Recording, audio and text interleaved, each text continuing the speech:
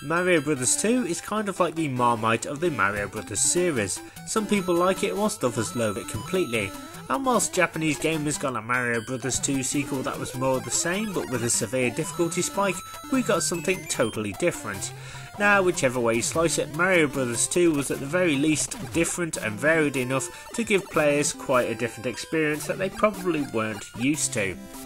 And so, after defeating Wart and waking up from his nightmare, Mario discovers that the Mushroom Kingdom is once again in need of his help, and those who disliked his last adventure in Subcon will be pleased to know that Super Mario Bros 3 returns the plumber to what he does best, but also makes some significant tweaks and changes to the formula. King Bowser, the king of the Koopas, has once again kidnapped Princess Peach, but this time the stakes are that much higher. Rather than having Bowser's imposters waiting at various castles for Mario to defeat, Bowser has upped the ante and invited each of his Koopa kids to guard the end of each world in their own personal doom ships. So although most of the traditional Mario Bros formula remains the same, the individual levels themselves are much more challenging, the enemies more ferocious, with new and old waiting to stop the plumber at every turn. Luckily for Mario, there's a wealth of old and new power-ups to help him take the fight to Bowser and his cronies. The mushrooms, fire flowers and Starman make a return, but one of the most significant new items that Mario can get is the raccoon leaf, which enables him to fly. Tired of the Hammer Brothers having all the cool attacks? Well, now you can get your hands on a Hammer Brothers suit and dole out some damage with deadly hammers. Or how about the frog suit, which enables Mario to swim more effectively and jump a little higher than normal. Nintendo have filled this game full of new and exciting power-ups to give the player lots of variety, and this in turn adds an element of strategy.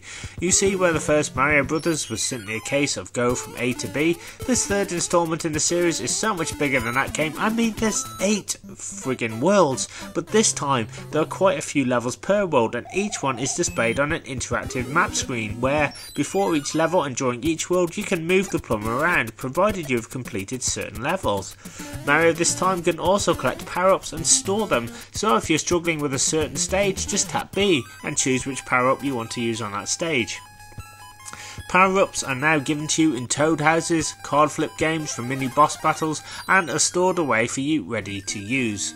You're going to need each and every one because every level is extremely difficult, and figuring them out often revolves around surviving some crazy hazard or gimmick or enemies, and most of the time is dependent on the player also having the right power-up. Also new to this game are forts that contain a Koopa boss called Boom Boom, and whilst his attack patterns only slightly vary, he is by no means too difficult. Some of his forts require figuring out where to go, as often there are multiple doors and pipes which, if done incorrectly, takes Mario back to the start or traps him completely, so I expect this game to be far more puzzle heavy than the last two. Survive to the end of the world, and Mario is greeted by one of the kings, whose magic wand has been used against them by one of the Koopa kids. The next task is to get aboard the Doom ship somehow, and also survive the auto-scrolling and traps, and then fight one of the Koopa kids. And to be honest, they're all pretty easy except for Wendy O. Koopa, who constantly shoots hoops at you whenever Mario tries to jump on her immediately. I would go so far to say that she's one of the toughest bosses in the game. Occasionally on each world, Mario will have the opportunity to earn more lives by playing a match game where, provided that the right 3 parts of a picture have been matched up, Mario will gain a 2, 3 or even a 5 up. There is also the chance to earn more items in a card flip game. If Mario finds 2 cards that each have a matching power up, coin or life, then he wins said item. Also, Mario now finishes a level by collecting a card located at the end, which shuffles between a mushroom, fire flower and star. After 3 cards have been collected from 3 levels, Mario will gain again a 1 up, 2 up or 5 up depending on which cards he collected. I should also mention that this game gets very difficult after the first 2 worlds, and this is why using power-ups strategically and carefully is fundamental, as the levels thereafter start to become more dangerous, forcing you to think on your feet. The worlds themselves are again all different, with each having their own individual theme, from grassland to desert land, a world made entirely of ice, and my favourite out of the whole game is Giant Land, where all enemies and blocks are massive. World 8, however, will have you tearing your hair out in frustration, so expect to die time and time again. Now, I'm certainly not going to rip on the game because of its difficulty. All challenges may seem impossible at first, but just require some old school strict level memorization to get through. Also, it's not as if this game doesn't give you every opportunity to earn lives and power ups, so again you have to be smart and use them wisely. There is also a 2-player option just like the first game also, so you and a friend can take it in turns to play as either Mario or Luigi. The graphics are a lot more detailed than the last 2 games, and the colours and visual effects are a lot more prominent and noticeable, with lava bubbling, enemies having extra added animation offering a wealth of different attack patterns, and there has also been a lot of care into how each boss should look and act. Even Bowser has been given an upgrade. The graphical style of each level and world has been carefully thought out, with each looking absolutely stunning, and again no 2 levels feel the same. Nintendo have certainly spared no expense, with many levels now featuring auto scroll, forcing you to quickly adapt. Super Mario Bros. 3 also has a ton of secrets to find, from hidden bonus rooms, coin stashes in clouds, secret exits, hidden 1-ups and power-ups, and that's another thing about this game. It's challenging but also encourages you to go off the beaten path and find something hidden to help you.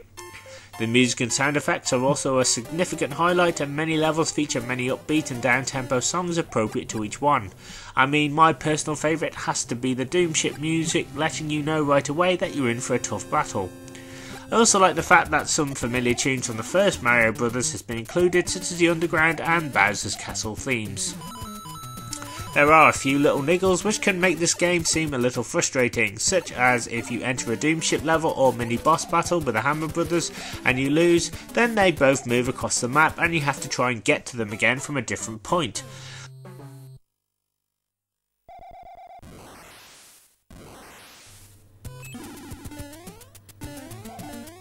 Also, I do think that this level here on World 8 is just too cruel. I mean, the angry sun returns, and Mario also has to worry about making perfect precise jumps onto musical blocks. It took me ages to crack this.